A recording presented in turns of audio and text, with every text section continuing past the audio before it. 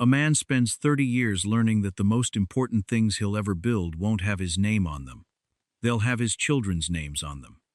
His daughter's college degree, his son's first car, the kitchen his grandchildren will someday eat breakfast in. He pours himself into concrete and rebar and sub-zero pipe insulation so the people he loves will never have to know what it feels like to be truly cold. And he assumes God help him. He assumes that they understand the connection between his cracked, weathered skin and the warm life they were handed. That's the thing nobody warns you about when you decide to give your children more than you had. Sometimes they look at the proof of your sacrifice, and all they see is embarrassment. My name is Raymond Kowalski. I'm 63 years old. I spent 35 years as a licensed master plumber, working commercial contracts across northern Ohio hospitals, school buildings, apartment complexes, industrial plants. If you've ever taken a hot shower in a building I touched, you're welcome. You'd never know I was there. That's how the work goes. You crawl under a building before the sun comes up. You sweat through your shirt by 8 a.m., and when everything works the way it should, nobody thinks about you at all. That's fine by me. I was never looking for applause. I was looking to put food on the table and keep the lights on for my kids. I did that. I did more than that. But I'm getting ahead of myself. If you've ever poured everything you had into someone who later decided you weren't quite good enough to stand next to in public, stay with me today, because this one is for you. Before I tell you what happened at Kyle's graduation, I need to tell you about Diane and her husband, Preston. Diane was my ex-wife. We'd been divorced for 11 years by the time any of this took place. The split wasn't dramatic, no screaming, no courtroom fireworks. We simply grew into different people facing different directions, and at some point we both had the honesty to admit it. The kids were teenagers when it happened. Kyle was 16. His sister Becca was 14. I didn't disappear. I want to be clear about that because it matters. I kept my apartment 12 minutes from the house they grew up in. I made every school event I was invited to. I paid my support on time, every month, without being chased for it, and I kept a savings account I called the college fund that I added to every single payday for 8 years straight. Preston came into the picture about 2 years after the divorce. He was an architect, nice enough looking man, wore those rimless glasses that cost more than my truck payment, drove a champagne-colored Lexus that he kept immaculate, as if a single water spot on the hood might compromise his structural integrity. He had the kind of hands that came from a life spent exclusively with pencils and touchscreens, pale, smooth, unmarked. He and Diane got married quietly at a courthouse when Kyle was 18, and Kyle, to his credit, seemed mostly indifferent about it at first. The trouble crept in slowly, the way trouble usually does when it means to stick around. By the time Kyle was a junior at Ohio State, pursuing a civil engineering degree, I was quietly paying for, through a combination of savings and a second commercial contract I'd taken on specifically to cover the tuition gap, something in him had shifted. He started calling Preston by his first name with a warmth he'd stopped using with me. He started referencing things Preston had said, opinions about design, about architecture, about what kind of neighborhoods were worth investing in, with the particular enthusiasm people reserve for newly discovered wisdom. I didn't begrudge him that. A young man who has 2 father figures in his life instead of 0 is a lucky young man. I believed that then. I still believe it now. But I started noticing things. When Kyle came home for breaks, he'd spend evenings in Preston's study, going over blueprints. He started dressing differently, dress shirts, chinos, leather loafers. Nothing wrong with any of that. A kid growing up is a good thing. What I noticed was the way he sometimes looked at me when I picked him up from the airport. A quick scan, starting at my work boots, moving up to my canvas jacket with the patching at the left elbow, landing last on my hands. Just a flicker, half a second. Then he'd smile and give me a hug and we'd talk about his coursework all the way home. But the flicker was there. I wasn't imagining it. The graduation was scheduled for the second weekend in May. Kyle was finishing his bachelor's degree, 4 years of civil engineering at a Big Ten university, paid for in full, no loans. He was the first person on either side of my family to earn a 4-year degree. I want you to understand what that meant to me. There are no words for it, so I won't insult it by reaching for them. The call came on a Thursday evening, about 3 weeks before commencement. I was at my kitchen table filling out a permit application for a hospital boiler room job we were starting the following Monday. My hands were clean, I'd showered after the shift, but they are what they are. The deep lines in the skin, the permanent gray-brown shadow that lives in the grain of my knuckles no matter how long I scrub. The index finger on my left hand has a slight curve to it from a pipe wrench incident in 2009 that didn't set quite right. They are a working man's hands. They are my hands. Kyle's name lit up on my phone screen, and I answered on the second ring the way I always did. "Hey, bud, what's going on?" He hesitated. I heard it just a beat too long before he started talking. I've been a father for 27 years. I know what a hesitation before bad news sounds like. "Dad," he said. "So I wanted to talk to you about the graduation ceremony, about the family picture." "Sure," I said. I put my pen down. I already blocked off the whole weekend. "Thought we'd go out to dinner after wherever you want, your call." "Yeah, about that." Another pause. When he spoke again, his voice had taken on that particular flatness that people use when they've rehearsed something and are trying to deliver it without inflection, so it sounds neutral instead of cruel. The engineering department does this formal portrait session right after the ceremony. It's with the dean, and it goes in the department journal and on the department's website. Preston and Mom are going to be in it. I waited. "Dad, Preston is he looks the part, you know? He's in architecture. He works with engineers. He gets invited to the same industry events Kyle will be going to. He and Kyle have been talking about maybe going into a partnership someday." A long exhale. "We thought it would make sense, professionally, for the photo, to have Preston represent the family. You'd still be at the ceremony, of course. We have a great seat for you. Row J, on the end, so you can stretch out. Row J, on the end." I sat very still for a moment. Outside my kitchen window, the streetlight had just come on, and a light rain was starting to tap against the glass. I looked down at my left hand on the table. That crooked index finger. "What are we really talking about here, Kyle?"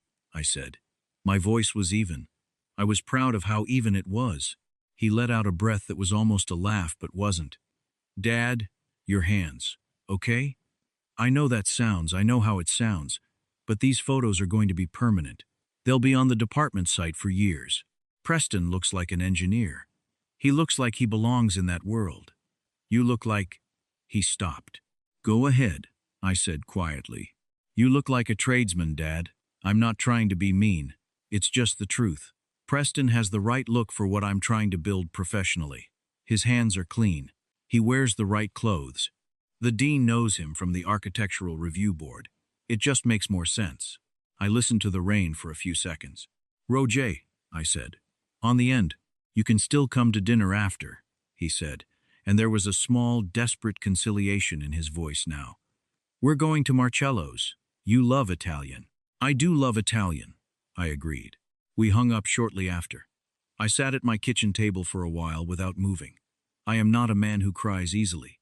I have buried my father and my brother and 2 men I worked alongside for over a decade, and I did not cry at any of their funerals because I was too busy being the person other people leaned on. But that night, in my kitchen, with the rain coming down and the permit application sitting half-filled in front of me, I felt something move through my chest that I hadn't felt in a very long time. Not anger, something older and quieter than anger. The feeling of having built a house with your bare hands and then standing outside it in the cold because you weren't invited in. I went to bed. I didn't sleep much. By 4 a.m., I was at my desk. Now, if you've known a master plumber for any length of time, you know this. We are meticulous with paperwork. Permit documentation, contractor licensing, insurance filings, bonding certificates, everything in triplicate, every signature witnessed, every invoice itemized down to the last fitting. It's the part of the trade that civilians never think about, but it's the part that protects you when someone decides to change the story later. I had been filing paperwork for 35 years. I pulled out the folder I kept at the back of my desk drawer, the one with the green tab. Kyle's tuition had been paid through a combination of 2 accounts.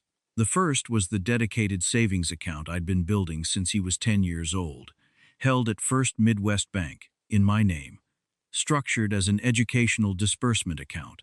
The second was a supplemental payment arrangement I'd set up in his junior year, when tuition increased beyond my initial projections, through a direct pay agreement with the Ohio State University bursar's office.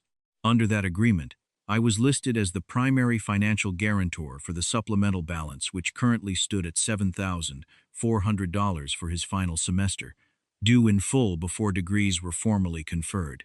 The degree would not be officially released, meaning Kyle would not physically receive his diploma at the ceremony until that balance cleared. I had been planning to call the bursar's office that Friday morning to process the final payment. I picked up the phone at 81A when the office opened. "Good morning," said the woman who answered. "Bursar's office, Ohio State." "Good morning," I said.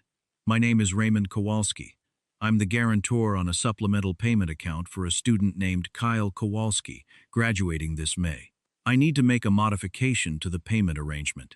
The modification I made was simple and entirely within my rights as the primary guarantor. I withdrew the automatic release authorization on the final balance payment.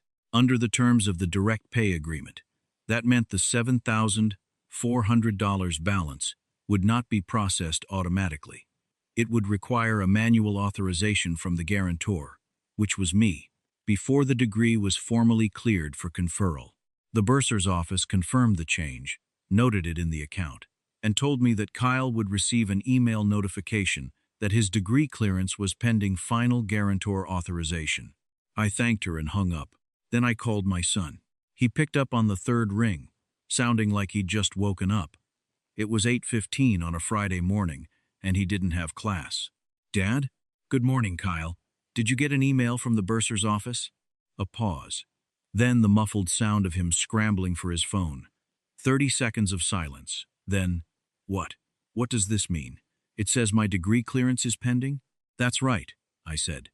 "As the primary financial guarantor on your supplemental tuition account, I hold authorization over the final payment release. I've placed a hold on it, pending a conversation I'd like to have." "Dad." His voice was different now. The rehearsed flatness was gone. "Dad, the ceremony is in 3 weeks. If my degree isn't cleared, you'll walk across the stage," I said. "You'll shake the dean's hand. You'll get your diploma cover. The actual certified degree won't be formally conferred until the balance clears, which it will, as soon as we talk. He stopped, started again. "You're doing this because of what I said about the photo." "I'm doing this," I said slowly, "because I've spent 8 years in a second commercial contract making sure you never had to take out a loan for that degree. And I'd like to talk, son. Not argue. Talk. Saturday morning. Coffee. I'll come to you." He agreed. His voice was very small. I drove to Columbus on Saturday.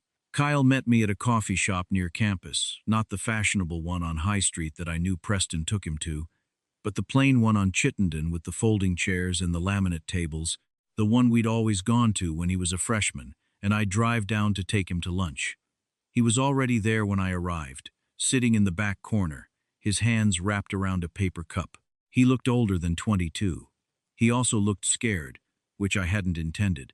So I sat down across from him and I kept my voice gentle. "I'm not here to punish you," I said first. He nodded, but his jaw was still tight. "I want to show you something." I reached into the inside pocket of my jacket and laid 3 documents on the table between us. The first was a copy of the original educational savings account I'd opened in 2006. The second was the supplemental payment agreement. The third was a single sheet of paper, my union pay stubs, from 2020 through 2024, showing the second commercial contract payments. I'd highlighted the amount in yellow, the number I'd earned and redirected toward his education during that period. He looked at the papers. He didn't speak. "I want you to tell me something honestly," I said. "Not what sounds good. Honestly. Were you embarrassed by my hands? Or were you embarrassed that someone would look at my hands and then look at you and make a connection?" He was quiet for a long time. Long enough that a table near us turned over completely, and new people sat down and ordered and got their drinks. Finally, he said, "Both." I nodded. I respected the honesty. I gave him that. Okay, I said. Then let me tell you something about Preston's hands. I leaned forward, keeping my voice low and even. Preston has smooth hands because Preston has never had to fix anything with them. He designs things and other men build them. Men like me. Men whose hands look exactly like mine. Every building Preston has ever put his name on exists because someone with dirty hands and a bent finger and grease in the lines of their skin made it real. His hands are smooth because my hands were rough. You understanding me? Kyle looked at the table. The reason you have a civil engineering degree, I continued, is not because your hands are clean, it's because mine weren't. The degree says your name on it. The work that paid for it has my hands all over it. He pressed his lips together. His eyes were bright in a way that had nothing to do with happiness. There are going to be people in your career, I said, who will look at where you came from and decide it's a liability. And there are going to be people who look at where you came from and decide it's the most interesting thing about you. The man who becomes a civil engineer because his father crawled under buildings in Ohio winter so he wouldn't have to. That's a story worth telling, son, not hiding in row J. He put his face in his hands, not crying, exactly, just holding his own face for a moment, the way a person does when they're trying to keep themselves together. After a while, he looked up. I'm sorry, Dad. I know you are, I said. The photo, he started. I'll be in the photo, I said. Or I won't. That part is still your call. I'm not going to force my hands into a picture where they're not wanted. But I am going to tell you this. Those hands are why you're sitting in this chair with a degree from a Big Ten university. Whatever you decide to do with that information is up to you. I picked up my coffee. It had gone cold. I drank it anyway. The hold on your bursar account will be released Monday morning, I said. Your degree will clear in time. You have my word. He wiped his face with the back of his wrist. I want you in the photo, Dad, he said. It came out rough and unsteady, like something he'd been carrying and finally put down. We'll see, I said. And I meant it neutrally. I wasn't punishing him, and I wasn't rewarding him. I was just being honest. The graduation morning arrived gray and cool, the way Ohio May mornings often do, as if the sky hasn't quite committed to spring yet. I wore my one good suit charcoal wool, bought 6 years ago for my cousin's wedding, and I polished my dress shoes until I could see my reflection in them. My hands were my hands. I washed them twice with the strongest soap I owned. The lines stayed, the knuckle shadow stayed, the crooked index finger stayed. 35 years doesn't wash off. I found my seat in the family section, not row J. Kyle had called the registrar's office and arranged a seat in the 4th row. He hadn't told me he was going to do it. I found out when the usher walked me forward, and I saw the section card with my name on it. I sat down next to a woman I didn't know, a grandmother type with a corsage on her wrist, and she smiled at me and I smiled back. When Kyle walked across that stage and shook the dean's hand and turned to find the family section in the crowd, I raised my hand. That broad, scarred, permanently stained hand. He saw it. He laughed, the real kind, the unguarded kind that you can't manufacture, and pointed back at me before moving on down the line. The portrait session happened in the atrium afterward. Preston was there in his tailored gray suit, his rimless glasses, his smooth, pale hands folded in front of him. He shook my hand when we arrived, the way men do when they're being careful with each other, and I shook his back, and we left it at that. The photographer arranged us, Diane on Kyle's left, Preston beside her, me on Kyle's right. Kyle's hand went around my shoulder. The photographer raised his camera. Can everyone just relax their hands naturally? The photographer said. Don't pose them. Kyle looked over at me. I let my right hand hang at my side, the way it always does. Dark lines, thick knuckle, that slight crook in the index finger. Kyle put his hand next to mine. His engineer's hands, young, clean, uncalloused yet. Give them time. The photographer took the shot. I don't know exactly what that photograph looks like. I haven't seen the version they published in the department journal. But I know what was in it. I know whose hands told the real story of how that degree came to exist. We went to dinner after.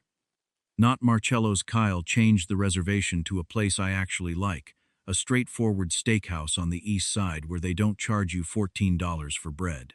We sat at a round table, the four of us, plus Becca, who'd driven up from Columbus for the weekend, and we ate a decent meal and talked about Kyle's job offer from a civil engineering firm in Cleveland, and Becca's graduate school plans, and the way spring had been cold everywhere this year. Preston was polite. He was always polite. He talked about a mixed-use development he was advising on in the short north. I listened and nodded. I didn't dislike Preston. I never had, particularly. I just needed him to understand, without saying it out loud, that there was a difference between the man who draws the building and the man who makes it stand. I don't know if he understood that. Some men do and some men don't, and it usually depends on whether they've ever had to fix something with their hands that they couldn't just pay someone else to fix. I drove home that night up I-71 with the windows cracked an inch, that cool Ohio air filling the cab. The dashboard lit my hands on the steering wheel, same hands that had gripped pipe wrenches in frozen crawl spaces, that had pulled wire in attics in August heat, that had signed the last of 8 years of tuition payments without ever asking for a thank you. The dark lines in the grain of my skin were as permanent as they'd ever been. But somewhere in a university atrium, in a photograph that will live in a department journal for years, those hands are standing right next to a civil engineer. Built the foundation, didn't hide it. If you've ever worked yourself down to the bone for someone who forgot to be grateful, you know exactly how that drive home feels. Leave a comment and tell me where you're tuning in from tonight. And if you believe a working man's hands deserve a place at the table, not a seat in row J, hit that subscribe button. These stories matter because you matter. Drive safe tonight, and I'll see you in the next one.